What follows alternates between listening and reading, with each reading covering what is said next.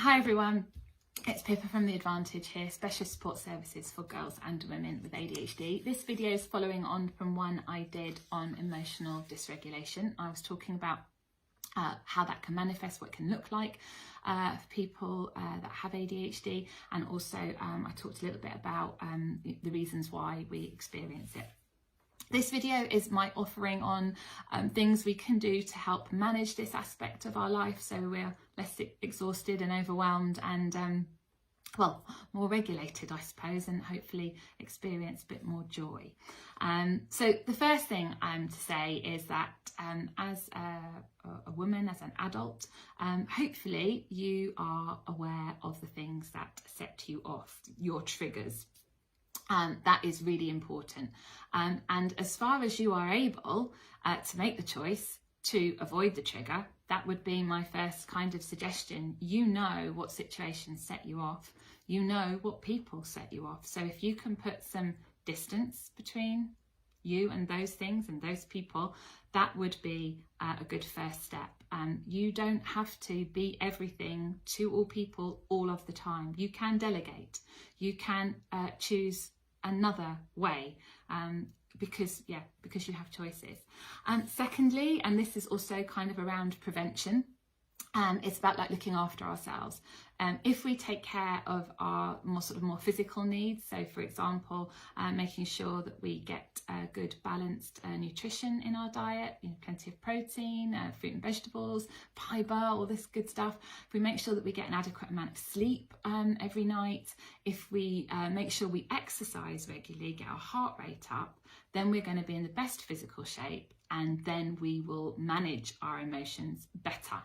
If we don't eat right, if we skip meals, if we don't get enough sleep and we don't exercise, then we are going to be a lot lower in the chemicals that we're already low in anyhow, and we are not setting ourselves up for success in that area. And also on this whole prevention thing as well, if our body sends us a message that, that we're a bit under the weather and not well, we need to attend to that. We need to make sure that we treat that. So for example, if you have a headache, do take a paracetamol, get on top of it, because if your head hurts and something emotional is hovering on the horizon, that is going to mean that you are not in the best shape to tackle it. So yeah, that's really around prevention.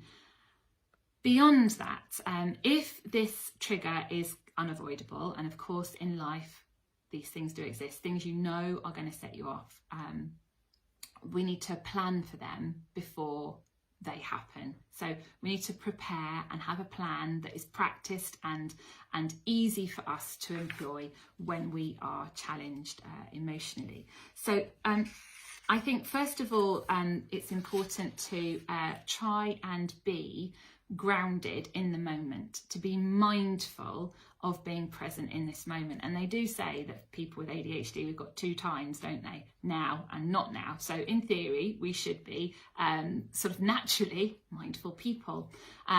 What we do have a bit of a habit of is when we are experiencing something big emotionally, it can sort of spiral and take us back in time to another point or episode where this thing happened, and that can kind of build up some momentum to a difficult emotional experience, because we think, well, it hurt so much or it went so wrong last time, it's bound to happen in that way again, which like I say, will sort of exacerbate the situation. So instead of allowing ourselves to do that, we need to be mindful of the moment that we are in and ground ourselves there. And if you Google grounding strategies, something like that, I'm sure you'll get lots of different options, and do feel free to do that and find one that really works for you. I like this one. It's called the 5-4-3-2-1 strategy or game or something. I like it because it's easy to remember, and that's really important for me. So to help me be grounded in this moment, I think about 5 things I can see, 4 things I can hear, 3 things I can feel against my skin, and 2 things I can smell, and 1 thing I can taste. And by doing that, because all of those things are things I am experiencing through my senses right now, I am grounded to this moment, and that will help me keep a sense of perspective as whatever emotional encounter is unfolding. The other thing is, as an ADHDer, we are prone to the old negative thinking. So we need to, first of all, be aware of what that looks like, and we need to try and address it. So negative thinking shows up in all sort of different, manifests in different ways, I guess. But it's always unrealistic, and it can lead to very strong and probably not helpful emotional responses. We often misinterpret and misunderstand what is actually going on because of these negative thought patterns. So for some of us, it will be this very sort of all or nothing type of thinking, where we find it very difficult to see a middle ground, to see a balance. We either has to be this way or it will be a disaster. We have that kind of very extreme sort of response, or we say things to ourselves like, well, she really hates me, when actually you might not be her favorite person in the world, but she can cheerfully tolerate you and work alongside you. That's fine.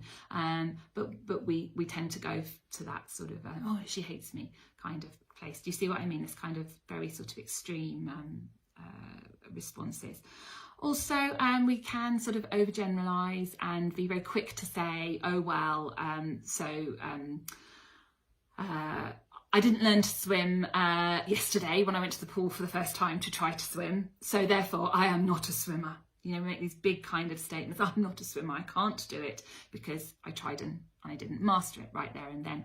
That can be a kind of sort of overgeneralization, assuming, making assumptions that something is true, drawing on very limited past experience, or it might be something like, oh, well, he's going to dump me because I got dumped by my last boyfriend, so I always get dumped, like that kind of thing.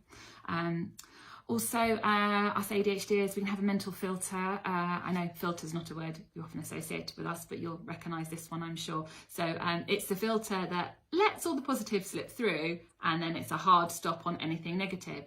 Somehow our brains can be really tuned in to noticing the negative and focusing on it and drowning out the positive. That's not a helpful way of thinking. Also, we do tend to think we're good mind readers, and that we will know why someone said what they said or did what they did, and that there's no need to check with them. But unfortunately, our mind reading skills are often a little bit a bit off, and can lead us to misinterpret, misunderstand. So we should really be in the habit of checking, sorry, why did you do that? When you did that, I thought it meant this, and was that what you intended? And when you said that, is this what you meant? Check in with people, don't just assume Also, we can be, like if we're in an emotion, if we're feeling rejected, for example, we can start to say we are that thing. So I have been rejected, therefore I am a rejection. Yeah. Or I have failed on this pecan pie. I am a failure. You see, this is a negative thought pattern and not useful, not helpful. And you can see how this type of thing can lead to very, difficult, overwhelming emotions. Also, we do tend to imagine it'll be the very worst case scenario, working out. So, a small error, you forgot to pass a message to a colleague, and then you're like, oh no, the company's going to fold, the account's going to be lost to the company, we'll lose thousands of pounds, when actually probably not. Whoever it was will probably just phone back and say, oh, I don't think you got my message, and it'll probably be fine. But we do have this tendency to catastrophize. So all of those things together are examples of negative thinking. And I'm not saying we all do all of those things all of the time, but I feel 100% confident that that we are all experiencing at least one of those things more frequently than we should, and definitely more frequently than is helpful. So I always say this, I think probably in every video, that self-awareness is the key. First of all, we have to notice that we're doing these things, and then we can start to kind of turn that ship around. So if you notice these negative thought patterns, you have to halt yourself. You have to say, hello, I've spotted you, and I am now going to review the evidence. So if you notice that you're having a negative thought, you have to really identify, really ask yourself, what is going on here? What am I feeling? And then ask yourself, right, where is the evidence that supports that this is the right feeling or the right level of response? I'm pretty sure you'll find that there isn't enough evidence to justify it. And then you will have to say to yourself, okay, I need to get this in perspective.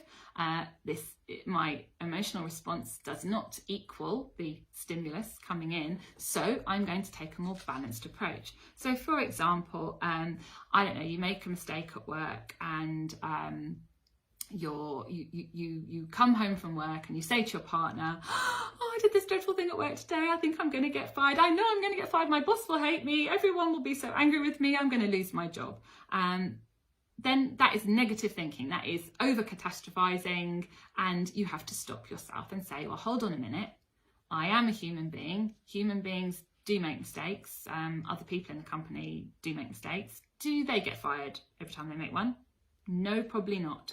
Is it actually likely that your boss is going to fire you over this one mistake? No, it's not. So then you have to say to yourself, actually, I'm probably not going to get fired. I need to get a grip on myself and bring my emotions back down and balance that thought with, my boss doesn't fire people that make one mistake. Okay. Beyond sort of noticing and addressing with our self-talk, then it's a good idea to have some self-soothing strategies, things that we can wheel out to bring our level of arousal down when we start to feel it creeping up.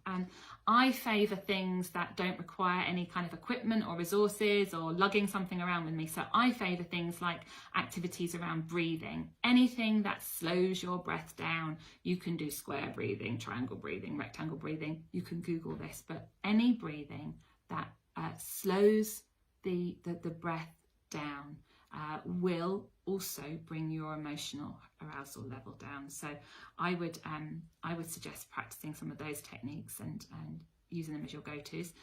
Another very helpful thing is around visualization. You always have your imagination with you, right? And no one can see what's going on inside your head. So when you feel that you're starting to get aroused emotionally, then imagine you are in your most relaxing place, location. Take yourself there in your mind.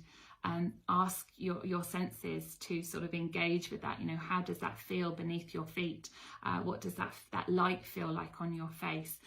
What can you smell? Be in that, visualize yourself in that situation, lovely and relaxed. If that seems too complicated, just picture yourself by a stream, okay? And with the negative thoughts appearing, you just say to them, off you go in the stream and watch them float away. Any sort of visualization can be useful this way. If possible, take practical action and walk away. Why not? Take yourself away or engage in a distracting activity like a workout, play with your pet, your dog or your cat, or do a creative activity. These kinds of things can be very soothing and distracting and allow an opportunity to bring it back down. Beyond that, you might consider a self-soothing box. And I know that might sound a bit blue-petery, and I'm not saying that I have one, I don't, but I do think it's a good idea. And if I actually had a workplace, I think I probably would have one of these squirreled away somewhere in a drawer that I could call on. So in your soothing box, you have things that will soothe you. So I would suggest things around sort of sensory input, so something that you can touch that will soothe you, a texture that you like, or some kind of stress ball or something to manipulate. Having something linked with positive experiences like photographs or a souvenir from somewhere at a time that was happy to you. Include a scent that you find very sort of calming, reassuring, something that you like. Lavender, rose, ylang ylang are good for sort of tranquility and peace. Peppermint's good for grounding. Have a playlist.